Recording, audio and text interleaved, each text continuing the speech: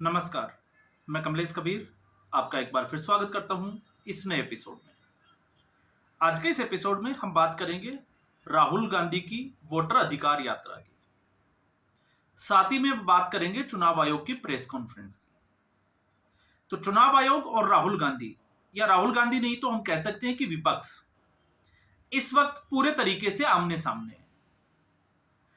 और जिनको ये लगता है कि ये मुद्दा जो है वो बिहार चुनाव से पहले समाप्त हो जाएगा या शांत हो जाएगा, इसकी उम्मीद जो है वो दूर दूर तक दिखाई नहीं देती है। अब कारण जो है वो इसमें बहुत सारे हैं। पहला कारण जो निकल कर आता है वो ये है कि आखिर जो मुद्दा उठाया गया वो किस नीयत से उठाया गया। तो इसमें अगर आप देखोगे तो जिस तरीके से राहुल गांधी ने चुनाव आयोग के ऊपर बम फोड़ने की बात की, सेंट्रल बेंगलुरु की जो सीट थी माधेवपुरा, उसको लेकर राहुल गांधी ने कुछ तथ्य सामने रखे और सीधा आरोप लगा दिया वोट चोरी का। यहां हम मतदाता सूची की गड़बड़ी जो है उसकी बात मान सकते हैं, लेकिन वोट चोरी का आरोप मुझे लगता है कि यह थोड़ा जो है वो ज्यादा था। लेकिन समझने की जरूरत है कि इसकी जरूरत क्यों पड़ी। पहला, राहुल गांधी पिछले 11 साल से, जब से प्रधानमंत्री नरेंद्र मोदी सत्ता में आए हैं, या फिर खुद राहुल गांधी 20 साल की राजनीति से ज्यादा जो है वो उनका राजनीतिक कैरियर हो गया, 20 साल से ज्यादा, उसमें आज तक ये समझ ही नहीं पाए कि कौन सा मुद्दा जो है वो ग्राउंड पे चलेगा और कौन सा मुद्दा नहीं चलेगा। अब ऐसी स्थिति में राहुल गांधी ने, या राहुल गांधी को अपने आप को बचाना है, गांधी परिवार को बचाना है। क्योंकि जिस तरीके से राहुल गांधी के आने के बाद गांधी परिवार कमजोर हुआ है कांग्रेस पार्टी में, पकड़ की हम बात नहीं कर रहे, हम बात कर रहे हैं चुनावी प्रक्रिया की, क्योंकि परिणाम मायने रखता है। तो एक के बाद एक चुनाव जो है वो कांग्रेस पार्टी हारती चली गई। तो ऐसी स्थिति में इस हार का जिम्मेवार कौन? अक्सर जो है वो हाईकमान।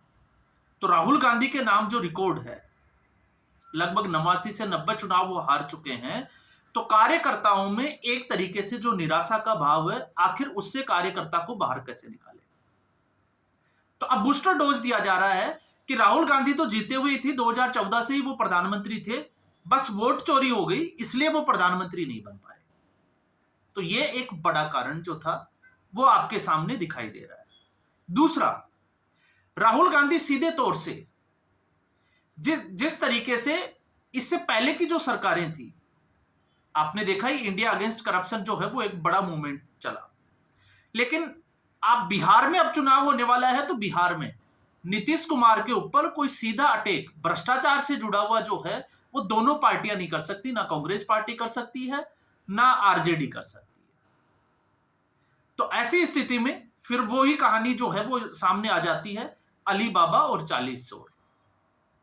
क्योंकि अगर आप लालू प्रसाद यादव का स्टेटमेंट देखोगे तो जिस तरीके से उन्होंने जो कहा, चोरी को रोकने के लिए या चोरों को जो है वो भगाया जाए। अब ऐसी स्थिति में कोर्ट से एक सजा याफ्ता चोर अगर दूसरों के लिए कहें कि वो चोर है, तो फिर ये थोड़ा सा जो है हास्यास्पद ही लगेगा। तो यहां पर राहुल गांधी की जो सहयोगी पार्टी है, जिसमें तेजस्वी यादव और लालू प्रसाद यादव, अब लालू प्रसाद यादव की पार्टी अगर चोरी के आरोप लगाती है, तो खुद जो लालू प्रसाद यादव है वो लगभग 6 मुकदमों में, अलग अलग मुकदमों में वो कोर्ट से सजा याफ्ता है और जमानत पर बाहर है, और लगभग 950 करोड़ के घोटाले पर वो बाहर है। और घोटाला किस तरीके का था? जिस तरीके से मोटरसाइकिल के जो नंबर थे उनको ट्रक के नंबर दिखाए गए, फर्जी जो है वो बिल बनाए गए चारा घोटाले के लिए। तो वो सारा घोटाला पूरे देश के सामने है। तो अगर राहुल गांधी की हम बात करते हैं तो राहुल गांधी के ऊपर आरोप है, लेकिन लालू प्रसाद यादव के ऊपर आरोप साबित हो चुके हैं।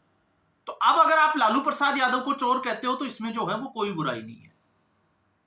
तो ऐसी स्थिति में तेजस्वी यादव और लालू प्रसाद यादव वो इस वक्त जो है वो इस पूरे गठबंधन के अली बाबा बने हुए हैं। अब जब हम राहुल गांधी की, तो राहुल गांधी को भी अगर आप देखोगे तो इस वक्त बिहार चुनाव से पहले एक बड़ा मुद्दा नेशनल हेराल्ड केस तो था ही, लेकिन साथ में जिस तरीके से रॉबर्ट वाड्रा के खिलाफ ईडी की जो जांच थी उसमें तेजी आई, तो उन सब मुद्दों से ध्यान हटाकर एक तरफ जो है वो इलेक्शन कमीशन पर लाया जाए, तो इलेक्शन कमीशन के ऊपर पूरा आरोप लगा दिया। तो राहुल गांधी अब यात्रा कर रहे हैं, वो कर रहे हैं वोटर अधिकार यात्रा। अब वोटर अधिकार यात्रा को और जो राहुल गांधी का एटम बम था उसको अगर आप समझोगे, तो जो वोटर अधिकार यात्रा है वो इसलिए निकाली जा रही है कि जो चुनाव में जो धांधली होती है उसको रोका जाए। जैसे किसी के 2 वोटर आईडी कार्ड है, किसी की मौत हो चुकी है तो उसका अभी भी जो है वो वोटर आईडी में, उसमें वो मतदाता सूची में नाम है। ये कुछ जो है वो समस्याएं जिनको लेकर राहुल गांधी ने अपनी बात रखी। तो एसआईआर का काम क्या है, एसआईआर क्या कर रहा है? और अगर एसआईआर भी वही काम कर रहा है जो राहुल गांधी कह रहे हैं, तो फिर राहुल गांधी जो है वो पूरे देश को भ्रमित कर रहे हैं। एसआईआर की जो प्रक्रिया है वो भी उसी से जुड़ी हुई है। अब ऐसे में आप राहुल गांधी की वोटर अधिकार यात्रा को अगर देखते हो, तो किसी भी राजनेता को यह चीजें करने का अधिकार है और करना भी चाहिए। और अगर हम इसको यह देखते हैं कि राहुल गांधी को इससे फायदा नहीं होगा, इससे फायदा भी होगा। कोई भी राजनेता इस तरीके का कुछ अगर रैली या यात्राएं निकालता है तो उसका फायदा होता है, या तो कम होता है या फिर ज्यादा होता है, लेकिन बात जो निकल कर आती है वो ये निकल कर आती है कि उसका प्रभाव क्या है और उसका प्रभाव कहां पड़ने वाला है। अब ऐसी सूरत में आपने देखा राहुल गांधी और जो गठबंधन है, महागठबंधन, उसने ये डिसाइड किया है कि लगभग जो है वो 22 जिलों में ये रैली निकाली जाएगी, यात्रा निकाली जाएगी। लेकिन उन जिलों में अगर आप देखोगे तो एक समुदाय विशेष की आबादी के ऊपर आप जोर डालोगे तो आपको लगेगा कि 15 से 20% उस समुदाय विशेष की आबादी है। तो उसको अपनी तरफ कैसे किया जाए, और इसी को लेकर हमने बात भी की थी, क्योंकि कांग्रेस के ऊपर जो है वो मुस्लिम तुष्टीकरण के आरोप शुरू से ही लगते आए हैं, जब से भारत आजाद हुआ है। और ऐसा क्यों हुआ? ऐसा जवाहरलाल नेहरू के कुछ फैसलों की वजह से हुआ। अब वो फैसले किस तरीके के थे? जैसे देश के बंटवारे से लेकर, जिसके ऊपर अभी विवाद छिड़ा हुआ है, उसके बाद जम्मू कश्मीर में धारा 370 हो, इसके अलावा जो है वो आप शिमला समझौते की बात कर सकते हो, और उससे भी बड़ा उदाहरण था मौलाना आजाद को चुनाव जिताने के लिए जिस तरीके से विशन चंद सेठ, जो कि जिसको हम कहें कि एक कट्टर हिंदुत्व की छवि वाले व्यक्ति को जीता हुआ चुनाव हराने के लिए मुख्यमंत्री को फोन करना, और फिर उसके बाद में जिलाधिकारी, जो चुनाव जिलाधिकारी था, उसके ऊपर प्रेशर डालकर वापस से मतगणना के बहाने उसको चुनाव हरा देना। तो ये क्या था? ये सिर्फ और सिर्फ उस समुदाय विशेष को खुश करने का एक फरमान था। तो फिर ऐसे ही जो है वो शाहबानो केस को आप उठाकर देखिए, उसमें भी आपको जो है वो इसी तरीके की चीजें मिलेगी।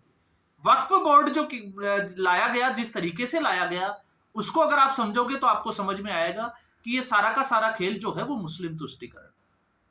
और फिर राम मंदिर का जो मुकदमा था उसके खिलाफ सुप्रीम कोर्ट में हलफनामा देना, केस लड़ना।